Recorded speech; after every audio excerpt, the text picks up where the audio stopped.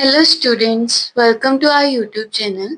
आज हम कंटिन्यू करेंगे साइंस का चैप्टर क्लास 9 का स्ट्रक्चर ऑफ एटम।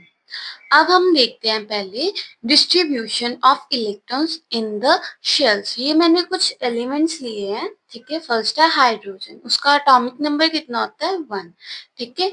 तो उसके इलेक्ट्रॉनिक कॉन्फ़िगरेशन कैसी होगी, H इज इक्वल्स टू 1, क्योंकि उसमें है ही इलेक्ट्रॉन एक, ठीक है।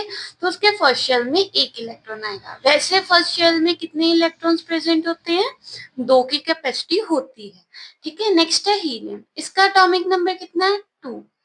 तो इसके फर्स्ट शेल में कितने होंगे, 2 इलेक्ट्रॉन्स होंगे। इसका फर्स्ट शेल ही आउटर मोस्ट शेल है, तो वो कंप्लीट है, ठीक है। उसकी कैपेसिटी कंप्लीट है, 2 होने चाहिए, तो 2 ही है। तो ये क्या हुई, नोबल गैस। नोबल गैस की वैलेंसी कितनी होती है, 0, क्योंकि वो स्टेबल होते हैं, उनका आउटर मोस्ट शेल कंप्लीट होता है, तो उनकी वैलेंसी 0 होती है। नेक्स्ट हम आते हैं लिथियम पे। लिथियम का एटॉमिक नंबर कितना होता है 3, ठीक है। फर्स्ट शेल में इसकी एटॉमिक कॉन्फ़िगरेशन होगी 2 1। फर्स्ट शेल में कितने इलेक्ट्रॉन्स होंगे 2, ठीक है। ये हमारे पास न्यूक्लियस है, ये तीनों का न्यूक्लियस है, ठीक है, सेंटर में। फर्स्ट शेल में हमारे पास 2 इलेक्ट्रॉन्स, सेकेंड शेल में है 1 इलेक्ट्रॉन, ओके। नेक्स्ट हम आते हैं सोडियम का, देख लेते हैं। सोडियम का एटॉमिक नंबर होता है 11। इसकी इलेक्ट्रॉनिक कॉन्फ़िगरेशन कैसे होगी, 2 8 1।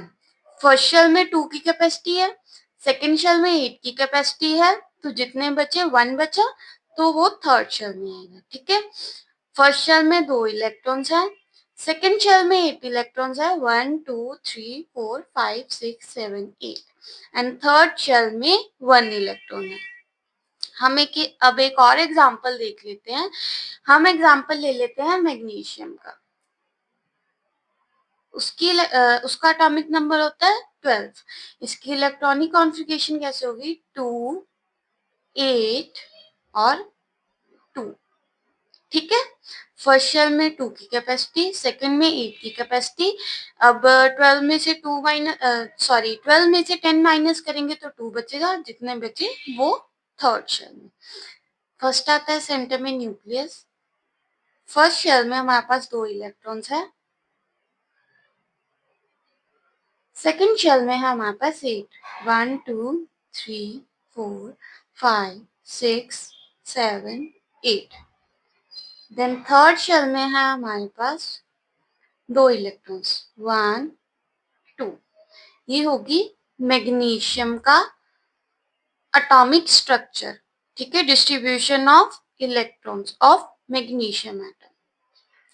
नेक्स्ट हम आते हैं एटॉमिक नंबर। एटॉमिक नंबर क्या होता है, ठीक है। हमें पता है, अब हमने यहाँ पे इलेक्ट्रॉन्स के एटॉमिक नंबर लिए हुए हैं, जैसे मैग्नीशियम का 12 है, लिथियम का 3, सोडियम का 11, हीलियम का 2 और हाइड्रोजन का 1। ये कुछ एटम्स है, ठीक है, जिनके एटॉमिक नंबर हमने लिए हुए हैं। अब हम देखते हैं ये एटॉमिक नंबर होता क्या है। Atomic number is the number of protons present in the nucleus of an atom. अब atomic number हमारे पास होता है कि number of protons present in the nucleus of an atom. मतलब अब इस शेल में लिथियम ले लेते हैं हम, ठीक है। लिथियम का एटॉमिक नंबर कितना है 3, मतलब लिथियम में 3 ही प्रोटॉन्स है। Number of protons is equals to atomic number of an element, okay. जितने नंबर ऑफ प्रोटॉन्स होंगे उतना ही एटम का एटॉमिक नंबर होगा। इसे हम कैसे डिनोट करते हैं, it is denoted by Z. Atomic number को हम जेड से डिनोट करते हैं, ओके। जैसे हाइड्रोजन का है एटॉमिक नंबर, जहां पे आपको जेड दिखा मतलब वो एटॉमिक नंबर की बात हो रही है, इज इक्वल्स टू 1, मतलब हाइड्रोजन में नंबर ऑफ प्रोटॉन्स भी 1 है। नेक्स्ट कार्बन, कार्बन का एटॉमिक नंबर कितना है 6, मतलब नंबर ऑफ प्रोटॉन्स भी कार्बन में 6 है। नेक्स्ट हम देखते हैं मास नंबर। अब मास नंबर क्या होता है, protons and neutrons are also called nucleons, ठीक है। हम न्यूक्लियॉन्स किसको कहते हैं, जब प्रोटॉन्स और न्यूट्रॉन्स इकट्ठे होते हैं ना, इनके ग्रुप को हम क्या कहते हैं, न्यूक्लियॉन्स। जैसे protons plus neutrons is called, मतलब इक्वल्स टू लिख देती हूँ, न्यूक्लियॉन्स। ओके, अब हम देखते हैं मास नंबर को कैलकुलेट कैसे करते हैं। The mass number is defined as the sum of total number of protons plus neutrons present in the nucleus of an atom. मतलब mass number क्या होता है? Sum of total number of protons plus neutrons. मतलब protons plus neutrons is equals to mass number of an atom. अगर हमें mass number किसी का given है, ठीक है, और इसमें से या तो प्रोटॉन गिवन है या न्यूट्रॉन, तो जो मिसिंग चीज होगी उसे हम फाइंड कर सकते हैं। जहां हमें दिया हो प्रोटॉन और न्यूट्रॉन्स गिवन हो, हम एटम का मास नंबर फाइंड कर सकते हैं। अब इसे कैसे डिनोट करते हैं? It is denoted bye A. Okay, हम इसे ए से डिनोट करते हैं। आप इसे ऐसे याद रख सकते हो, एटॉमिक नंबर होता है ए से, ठीक है, तो एटॉमिक नंबर को उल्टा लिखना है, जेड से डिनोट करना है, और मास नंबर होता है ए से, तो उसको ए से डिनोट करना है। ओके, इसमें दो ही है लेटर्स, जेड और ए। एटॉमिक नंबर ए से शुरू होता है तो उसका हम ऑपोजिट लेंगे, मतलब जेड लेंगे, और मास नंबर को हम ए ले लेंगे। अब हम देखते हैं मास नंबर और एटॉमिक नंबर एलिमेंट का कैसे शो करते हैं। ये है सिंबल ऑफ एलिमेंट, बीच में आएगा सिंबल ऑफ एलिमेंट, ऊपर वाली साइड आएगा हमारे पास मास नंबर, ओके, नीचे आएगा atomic number. Mass number A से डिनोट होता है, एटॉमिक नंबर जेड से डिनोट होता है। अब हम इसके एग्जाम्पल देखते हैं। एग्जाम्पल दिया हुआ है नाइट्रोजन का, ठीक है, ऊपर क्या दिया है, ये है हमारे पास मास नंबर,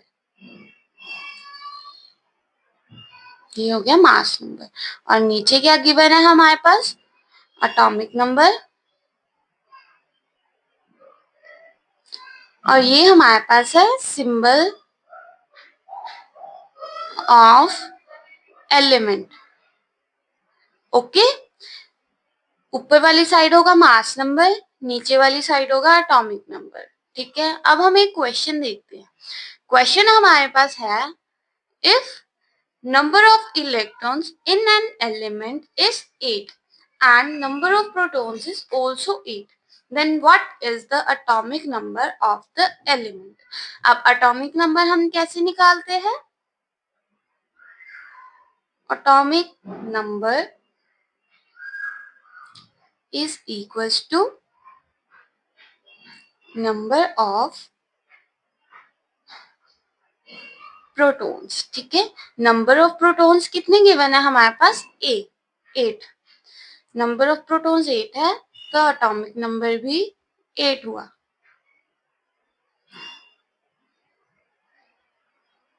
ये हमारे पास आंसर आ गया। ओके, जितने नंबर ऑफ प्रोटॉन्स है उतना ही एटॉमिक नंबर होगा।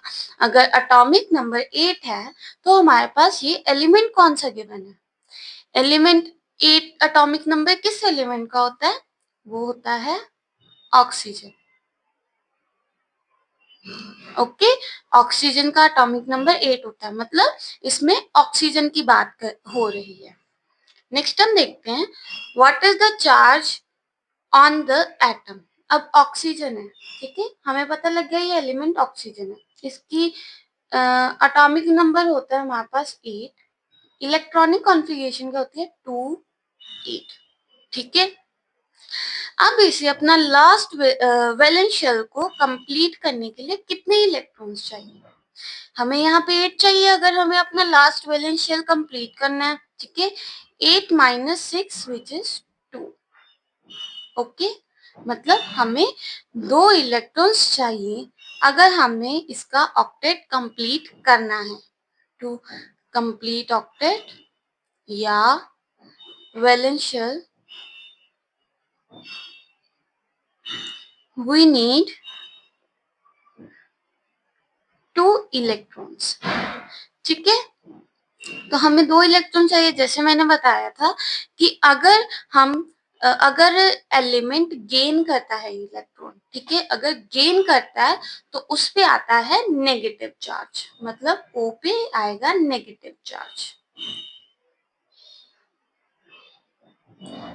अगर तो लूज करता तो आता पॉजिटिव चार्ज, बट यहाँ पे गेन कर रहा है to complete its valence shell, तो यहाँ पे नेगेटिव चार्ज आएगा। नेक्स्ट हम देखते हैं find the mass number of oxygen and hydrogen atom. अब हम देखते हैं मास नंबर क्या होता है। Mass number is equals to protons hash atomic number plus number of neutrons. ये हमारे पास आ गए न्यूट्रॉन्स, ठीक है। अब हमने यहाँ पे एटॉमिक नंबर क्यों लिखा? Atomic number is equals to number of protons, ठीक है, तो वो सेम ही आंसर आएगा। आप एटॉमिक नंबर भी लिख सकते हो, प्रोटॉन्स भी। अब हम बात करते हैं ऑक्सीजन। ऑक्सीजन का एटॉमिक नंबर कितना होता है? 8, ठीक है।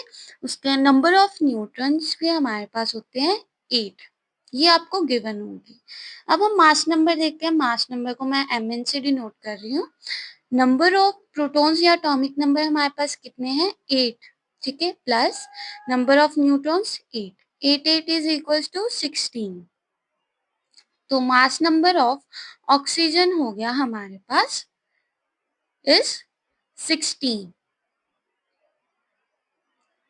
अब हम नेक्स्ट देखते हैं सल्फर का मास नंबर। अब सल्फर का हमारे पास एटॉमिक नंबर कितना होता है? 16, नंबर ऑफ प्रोटॉन्स भी 16 हो। अब हम देखते हैं नंबर ऑफ न्यूट्रॉन्स, वो भी 16 होते हैं। अब हम सल्फर का मास नंबर देखते हैं, ओके। नंबर ऑफ प्रोटॉन्स या एटॉमिक नंबर कितने हैं? 16 plus number of neutrons 16, 16 is equals to 32। अब mass number of sulphur is 32। I hope आपको कॉन्सेप्ट समझ आ गया होगा। अगर कोई भी डाउट हो आप मुझे कमेंट सेक्शन में पूछ सकते हैं, ठीक है, तो मैं आपको आंसर कर दूंगी। और अगर आपको मेरी वीडियो अच्छी लगी तो वीडियो को लाइक कर देना, और अगर आप चाहते हो कि मैं ऐसी और वीडियोस अपलोड करूं तो चैनल को सब्सक्राइब कर दीजिए।